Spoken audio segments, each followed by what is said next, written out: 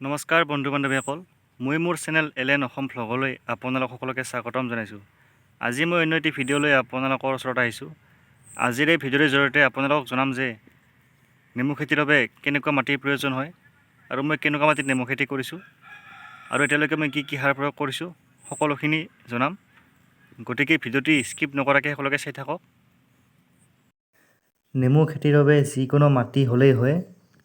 আপুনি ধান খেতি কৰিব নোৱাৰা যিকোনো ওখ ঠাই এডোখৰ ল'লেই হ'ল আৰু ঠাইখিনিত যাতায়াতৰ সুবিধা থকা মানে ৰাস্তাৰ ওচৰত হ'লে ভাল হয়, যাতে পিছত নেমু গছবোৰত দিব লগা সাৰখিনি অনাৰ বাবে সুবিধা হয়।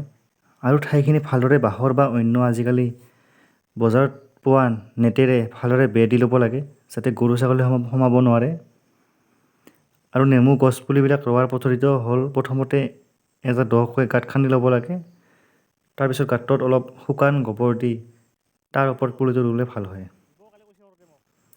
পুলিবিলাক আপোনালোকে বহাগত বা ভাদ আহিন মাহত ৰুলে ভাল হয়, যিহেতু যিকোনো গছকে পানীৰ প্ৰয়োজন হয় আৰু বেছি বাৰিষাও ৰুব নালাগে। বেছি পানী হ'লেও গছবিলাক মৰি যোৱাৰ সম্ভাৱনা থাকে। প্ৰথম বছৰ আপোনালোকে গৰুৰ গোবৰেই ব্যৱহাৰ কৰিব, যিহেতু প্ৰথম বছৰ পুলিটো কোমল হৈ থাকে। বেলেগ ৰাসায়নিক সাৰ ব্যৱহাৰ নকৰিব। নেক্সট ছেকেণ্ড বছৰৰ পৰা আপোনালোকে বেলেগ ৰাসায়নিক সাৰ জৈৱিক সাৰ প্ৰয়োগ কৰিব পাৰে। মই মোৰ গছবোৰত এই তিনিবিধ সাৰ এতিয়ালৈকে ব্যৱহাৰ কৰি আছোঁ। প্ৰথমটো হৈছে গৰুৰ গোবৰ, ঘৰতে পোৱা যায়। দ্বিতীয়টো হৈছে ব্ৰইলাৰ মুৰ্গীৰ গোবৰ। আজিকালি প্ৰায় সকলো জেগাতে উপলব্ধ এবিধ সাৰ, এনেই পোৱা যায় প্ৰায়। ইয়াৰ পিছত হৈছে DAP। এইবিধ মই বীজ ভাণ্ডাৰৰ পৰা আনো। প্ৰতিটো বছৰত এই তিনিবিধ সাৰ প্ৰয়োগ কৰি আছোঁ আৰু ভাল ফলাফল পাইছোঁ।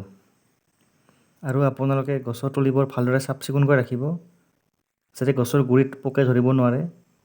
আৰু গছবিলাকতো পোকে নধৰিবলৈ আপোনালোকে বীজ ভাণ্ডাৰৰ পৰা যিকোনো পোকা মৰা ঔষধ আনি স্প্ৰে কৰি থাকিব, যাতে পোকবোৰে নষ্ট কৰিব নোৱাৰে। পোকবোৰে গছবোৰ নষ্ট কৰিব, লগতে ফলবোৰো নষ্ট কৰিব, গতিকে সেইটো লক্ষ্য কৰি থাকিব। আৰু আপোনালোকে বাগানখন চাফা কৰি ৰাখিবলৈ যদি কিবা বোন মৰা ঔষধ ব্যৱহাৰ কৰে, তেতিয়াহ'লে সেইটো ঘাঁহবোৰৰ বোনবোৰৰ ওপৰতে দিব, টেঙা গুৰিত লগাকৈ নিদিব। গুৰিত পৰিলে গছবিলাকৰ অনিষ্ট হোৱাৰ চান্স থাকে। আৰু গুৰিবিলাক ভালদৰে চাফা কৰি ৰাখিব। হাতেৰে চাফা কৰিলে ভাল বা কোদালেৰে চাফা কৰি দিব। মই ভাদৰ শেষত ব্ৰইলাৰৰ গোবৰ দিছিলোঁ, ধুনীয়াকৈ ফল ফুল আহিছে এতিয়া সকলোবিলাক গছতে। আৰু বাগানখন মই বেছি চাফাকৈ ৰখা নাই, গুৰিবিলাক চাফাকৈ ৰাখিছোঁ, কাৰণ এতিয়া ঘাঁহৰ প্ৰয়োজন হয় গৰু ছাগলীৰ বাবে। আৰু ঘাঁহবিলাক ৰাখি দিছোঁ এনেকৈ, ইয়াৰ পৰা কাটি কাটি নি গৰুক খুৱাই আছোঁ। চাওক সকলোবিলাক গছতে ফল ফুল আহিছে, চাওক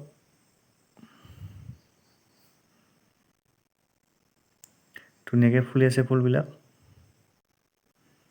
এয়া এই ব্ৰইলাৰৰ গোবৰ দিছিলোঁ, এমাহ হ'ল দিয়া।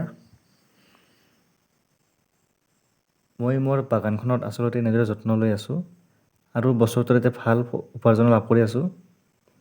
গতিকে আপোনালোকৰ ওচৰত ভিডিঅ'টি শ্বেয়াৰ কৰিলোঁ। আচলতে মই কেনেদৰে যত্ন কৰিছোঁ বা কি সাৰ প্ৰয়োগ কৰিছোঁ আপোনালোকক জনালোঁ ভিডিঅ'ৰ জৰিয়তে। গতিকে আপোনালোকেও নেমু খেতি কৰক আৰু ভাল লাভ বা উপাৰ্জন কৰক। শেষত মোৰ ভিডিঅ'টি চাই যদি আপোনালোকে ভাল পালে, প্লিজ লাইক শ্বেয়াৰ কমেণ্ট নকৰাকৈ নাথাকিব। আৰু যদি মোৰ চেনেললৈ নতুনকৈ কোনোবা আহিছে, প্লিজ মোৰ চেনেলটো ছাবস্ক্ৰাইব কৰি থ'ব আৰু নতুন নতুন ভিডিঅ' আপডেট পাই থাকিব। গতিকে ধন্যবাদ আজিলৈ।